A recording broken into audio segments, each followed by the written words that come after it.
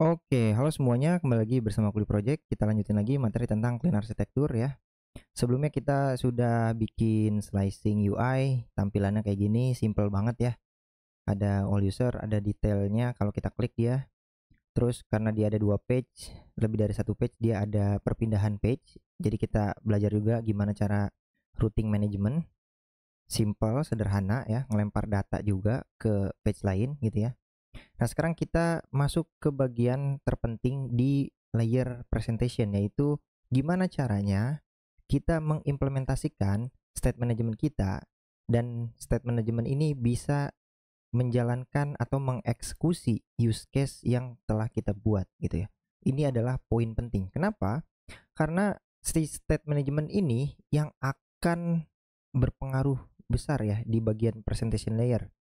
Gimana caranya si state management ini bisa menjalankan use case-nya bisa menjalankan abstract repository dan implementasinya, dan akan dicek dulu internetnya. Ada internet apa enggak, terus dia mau ngambil data source-nya dari mana, lokal atau remote gitu ya. Jadi poinnya adalah si state management ini yang akan mengeksekusi use case-nya gitu ya. Nah, materi ini state manajemennya itu bebas teman-teman, mau pakai state management apapun. Yang jelas adalah state management apapun yang teman-teman pakai itu bisa mengeksekusi use case-nya, kelas use case-nya. Tanpa state management bisa juga pakai stateful, tapi agak kurang baik ya, kurang baik dalam segi performance ya, karena stateful itu agak berat dia. Jadi disarankan untuk menggunakan state management, mau pakai state management apapun itu dipersilakan. Nah, pada tutorial ini dikarenakan ekstensi kita scaffolding ini kita pakainya apa ya? Mana scaffolding, extension scaffolding. Kita di sini pakai ini ya, Flutter fitur scaffolding. Ini dia udah langsung otomatis, jadi setiap kali kita bikin fitur baru nih, dia langsung dikasih state management pakai blok ya. Jadi di sini counter presentation layernya itu udah langsung disiapin pakai blok.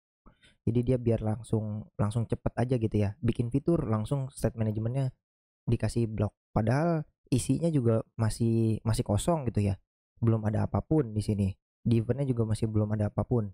Jadi disiapin doang filenya. Jadi kalau teman-teman mau ganti, misalnya mau pakai state management lain di sini, misalnya pakai getX, di sini kasih controllernya, atau pakai state management yang lain, ya pokoknya bikin aja di dalam folder presentation. Karena si state management itu masuk ke bagian presentation layer gitu, di layer presentation. Oke, kita lanjut lagi. Langsung aja kita bikin state managementnya dulu di sini. Karena kita pakai blok, jadi saya nggak ngajarin detail. Langsung aja kita bikin karena di sini ada dua use case, yaitu get all user sama get detail usernya by ID. Jadi di eventnya ini saya bikin ada dua buah event, dua buah profile event. Saya bikin aja profile event get all users. Extendnya pakai dia. Nah, ini masih kriwel merah, kita butuh satu override karena dia mengextend equitable. Nah, kayak gini. Ini buat event yang satu. Yang satunya lagi itu buat get detail ya. Get detail user. Nah, ini by ID nih. Jadi nanti di sini kita harus menampung datanya ya. Misalnya di sini kita butuh data user ID, kita pasang di bagian konstruktornya aja, this.userid. Nah, kita pasang di sini aja. Ini masukin juga ke equitable-nya. Nah, kita butuh user ID nih. Dan juga kita butuh yang ini event itu kita pasang page-nya ya. Pasang page-nya. Sini kita paste aja page-nya, kita pasang di sini. Oke, sip. Nah, ini udah jadi nih event kita. Sekarang kita masuk ke bagian state. State-nya juga sama, kita butuh hapus aja di sini. Di sini profile state-nya saya mau pasang pertama-tama empty. Empty ya, masih kosong gitu ya. Jadi di sini kita butuh satu override sama ya. Kita pasang kosong aja. Terus kemudian setelah state empty ada state loading, sedang loading ya. Terus kalau misalnya dia kena error juga kita harus siapin state error. Kalau error biasanya saya pasang kasih pesan ya. Pesan errornya tuh apa gitu ya. Jadi sini kita kasih data aja, pesan errornya apa gitu ya. Ini jangan lupa. Oke, kemudian setelah error loading empty kosong not found ya. Terus ada lagi ini yang berhasilnya loaded ya, loaded all users. Nah, ini buat semua user, jadi kita pasang tipe datanya list of profile karena entitas kita adalah profile. Nah, profile ini kita import, kita ganti namanya all users. Nah, ini buat yang semua user, yang single usernya ini kita ganti aja loaded user aja. Loaded user dia tipenya single user, jadi kita ganti detail user. Nah, kayak gini. Udah jadi, ini adalah state kita, ada beberapa empty, loading, error, loadednya ada dua, ada yang list profile sama single user. Oke.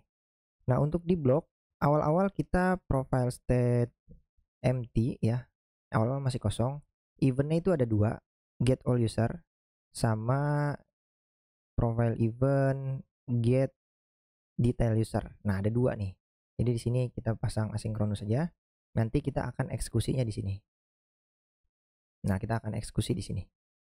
Nah, jadi di sini konsepnya adalah si state management ini akan mengeksekusi use case. Maka dari itu, di dalam state management ini kita harus import use case-nya biar kita bisa eksekusi ya.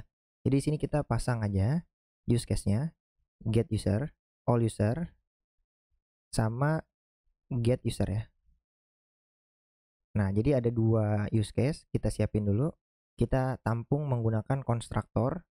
Ini saya pasang required di sini.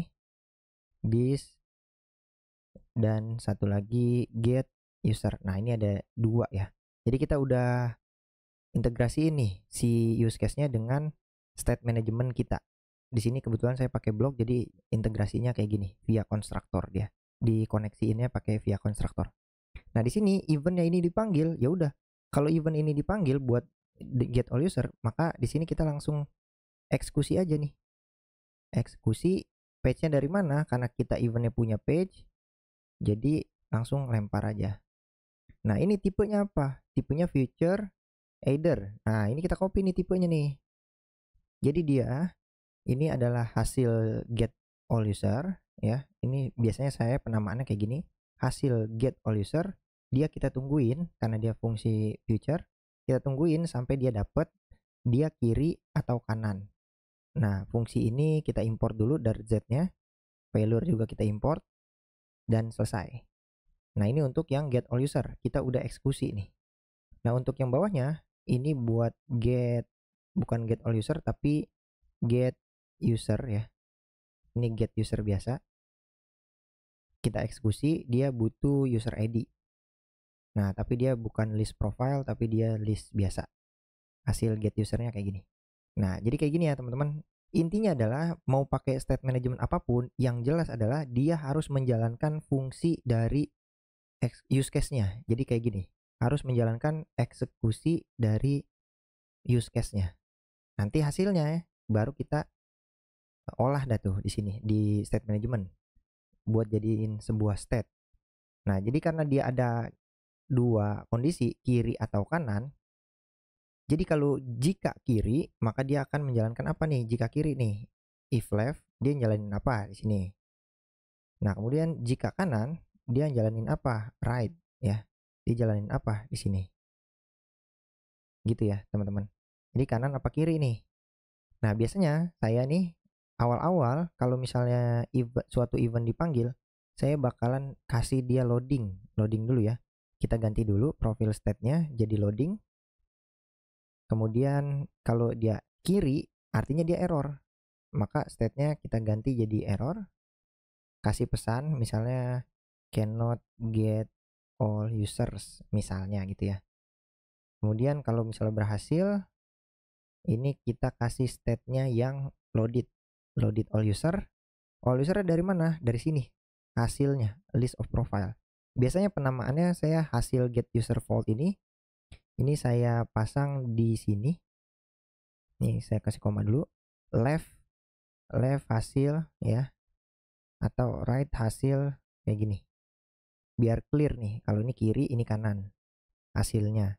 Berarti ini yang kita lempar ke sini. Oh udah deh, jadi kelar. Ini buat semua user. Nah, kemudian ini kita copy juga buat yang single user. Ini kita tuker di sini. Nah, ini hasil get usernya kita pasang di sini foldingnya.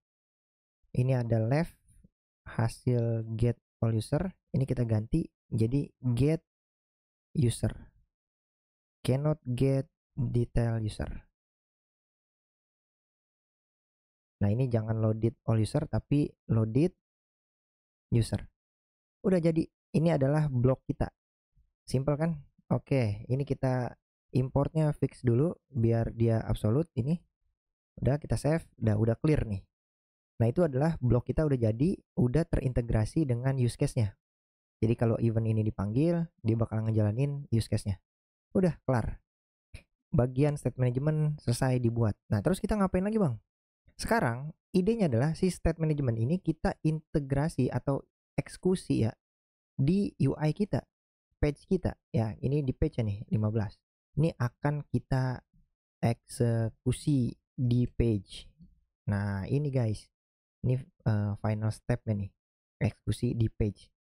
Gimana cara eksekusinya? Jadi kalau misalnya pakai blok itu biasanya saya siapin juga observer buat state perpindahan state-nya. Biasanya saya pasang di sini observer.dart. Jadi observer ini buat khusus state management block ya. My observer extend block observer. Nah, ini khusus state management block yang punya observer gini. Kalau state management lain nggak tahu ada apa enggak. Tapi kalau biasanya kalau saya pakai state management block selalu saya siapin observernya.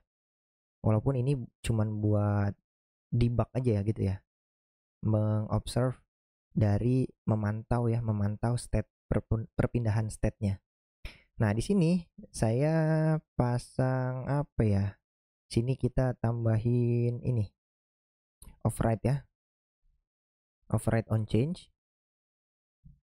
On change di sini kita print dari bloknya. Ini bloknya blok apa, yang mana gitu ya. Nah, bloknya nanti hasil perubahannya itu apa gini. Nah, biasanya saya pantau nih. Nah, kalau di print itu hasil di debugnya itu bakalan di print, tapi karena ini sifatnya hanya untuk debug, jadi saya biasanya import si developer, Dart developer. Ini printnya saya ganti jadi log. Saya ganti jadi log biar dia clear gitu ya. Nah, ini observer ini akan saya pasang di main Dart.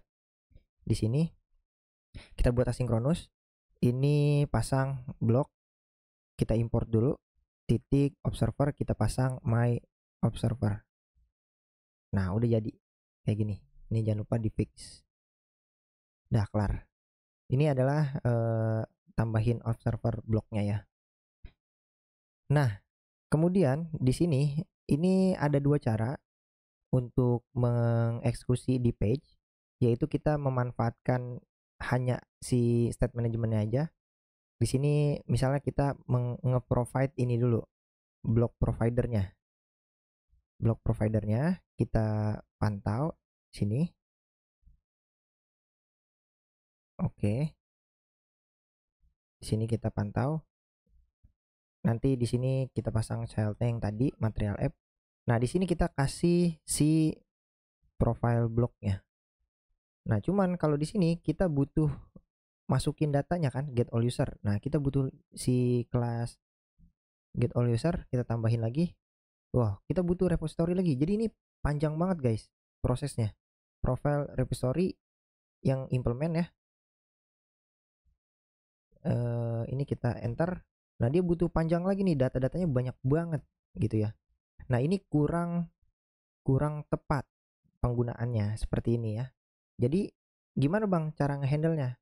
Cara ngehandle-nya biar dia terinjeksi secara baik, kita harus memanfaatkan package lain, yaitu package get it namanya. ini adalah package untuk dependency injection ya, materi untuk dependency injection. Jadi package get it ini sangat powerful ya. Dia untuk menginjeksi kayak gini-gini nih, permasalahan yang kita perlu import, import, import sampai dalam banget gitu ya. Jadi ini bakalan repot banget nih. Jadi setiap kita butuh profile block, kita harus import semuanya. Harus import si use case, di dalam use case perlu repository, di dalam repository perlu local data source, sama remote, sama Hive mungkin. Jadi banyak banget hal-hal yang kelas-kelas yang harus kita import gitu ya. Kayak di sini butuh local data source. Local data source. Nah, ini kita enter lagi. Dia butuh Hive lagi. Jadi banyak banget nih injeksinya belum bagus nih. Maka dari itu kita memerlukan yang namanya dependency injection ya, teman-teman.